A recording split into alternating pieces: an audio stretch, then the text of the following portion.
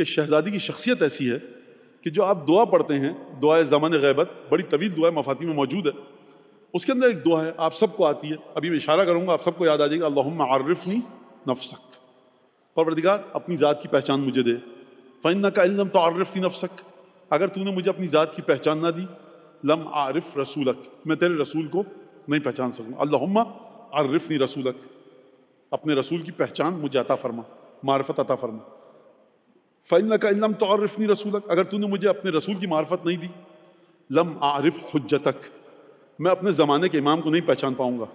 چھٹے امام کے زمانے میں زمانے کا امام کون؟ چھٹے امام۔ امام سجاد کے زمانے میں کون امام زمانہ؟ امام سجاد۔ نویں امام کے زمانے میں امام زمانہ کون؟ حضرت امام محمد تقی۔ آج حجت خدا کون؟ ہمارے اور آپ کے وقت کے آقا اور مولا سید و سردار حضرت حجت ابن الحسن العسکری۔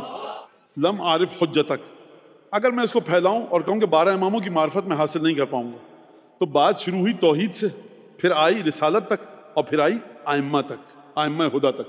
عرفنی حجتک، پروردگار مجھے اپنی حجت کی پہچان کروا، مجھے بتا کہ تیرا امام کیسا ہے، تیرے امام کی فضیلتیں کیا ہیں، تیرے بنائے ہوئے امام کا علم کیسا ہے، تیرے بنائے ہوئے امام کا تقوی کیسا ہے، تیرے بنائے ہوئے امام کی دعا کتنی زیادہ قبول ہوتی ہے، تیرے بنائے ہوئے امام کی ولایت کتنی ہے، تیرا بنایا ہوا امام صرف دنیا میں مشکلات دور کر سکتا ہے یا قبر میں بھی دور کر سکتا ہے؟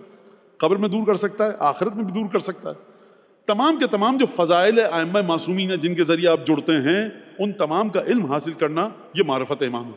تو اللہم عرفنی نفسک فإنک إن لم تعرفنی نفسک لم اعرف رسولک، اپنی پہچان کروا تاکہ تیرے رسول کو پہچان سکوں، اپنے رسول کی پہچان کروا تاکہ میں زمانے کے امام کو پہچان سکوں۔ اللہم عرفنی حجتک، پروردگار مجھے زمانے کے امام کی پہچان کروا، کیونکہ اگر تو نے مجھے زمانے کے امام کی پہچان نہ کروائی، معرفت نہ کروائی، تو پروردگار وَلَلْتُ عَنْ دِینِی، اب امام زمانہ سے ہٹ کر دعا یہ فرما رہی ہے میں اپنے دین سے گمراہ ہو جاؤں گا۔ کسی عالم کی معرفت ہو، ارے آپ ان مولانا کو نہیں جانتے، ان خطیب کو، ان نوحہ خان کو نہیں جانتے؟ بھائی نہیں جانتا، میں 12/5/14 کو جانتا ہوں، میں نے نہیں سنا نام۔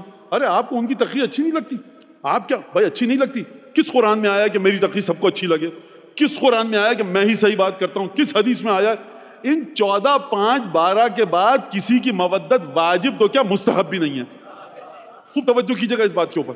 ہاں، اس کا مطلب یہ نہیں کہ میں توہین کرتا پھروں ہر مومن کی، ہر شخص کی، جو ہے توہین کرنا بھی حرام ہے، لیکن جن کی مودت و محبت کے بارے میں پوچھا جائے گا وہ یہی 12/5/14 ہیں، اور ان کے بعد جن کی مودت کے بارے میں پوچھا جائے گا کہ جن کے بارے میں نص آئی ہے ان کی طرف سے۔ یعنی یہ نہیں ہو سکتا کہ جناب علی اکبر سلام اللہ علیہ کے بارے میں میرے دل میں وہ مقام نہ ہو، پولیس راہ سے سکون سے نکل جاؤں۔ ابو الفضل عباس کون تھے؟ ارے ابو الفضل عباس سے کیا لینا دینا، حضور امام حسین کو پہچانتے نہیں سرکار، مشکل ہو جائے گی عالم برزخ میں، کیونکہ ابو الفضل عباس نام ہے، مرضی ہے حسین ابن علی کا۔ جناب زینب کون؟ پہچانا نہیں پہچانا آگے بڑھ جائے، نہیں پہچاننا پڑے گا، ماننا پڑے گا ان تمام ہستیوں کو کہ جن کے بارے میں حدیث نے اشارہ کیا کہ ان سے مودت رکھو، ان تمام ہستیوں کے بارے میں کہ جن کی جانب حدیث نے اشارہ کیا ان سے محبت کرو، لہٰذا دین سے گمراہ ہو جائے گا انسان۔ اب اس دعا کو لے آیا میں آپ کے سامنے، تو کیا کہوں؟ آپ کو توحید سے سفر شروع ہوا، رسالت تک آیا، رسالت سے سفر شروع ہوا، کہاں تک آیا؟ حضرت حجت تک آیا، وقت کے امام تک آیا کہ پروردگار مجھے حجت کی پہچان کروا۔ پہچان آپ کو حجت کی ہوگی، جب یہ پہچان ہوگی قیامت میں یہ عقیدہ خدا کے سامنے پیش کرنا ہوگا۔ زیارت کیا کہہ رہی ہے؟ الحق تنا، بی بی آپ ملحق کریں گی، یعنی سیدہ کی مودت ہی وہ شے ہے کہ جو امامت کے عقیدے کو کمال عطا کرتی ہے۔ سیدہ کی محبت رسالت کے عقیدے کو کمال عطا کرتی ہے۔ سیدہ کی بارگاہ میں سر کو جھکانا، سیدہ کے چاہنے والوں سے محبت کرنا، سیدہ کے دشمنوں سے نفرت کرنا، یہ وہ چیز ہے جو سیدہ کے صدقے میں آپ کو رسول خدا سے نزدیک کرے گی، جناب امیر سے نزدیک کرے گی۔ اور جیسا کہ دعا نے کہا، دین کی گمراہی سے اگر بچنا ہے، یہ مودت سیدہ اہم ترین شے ہے۔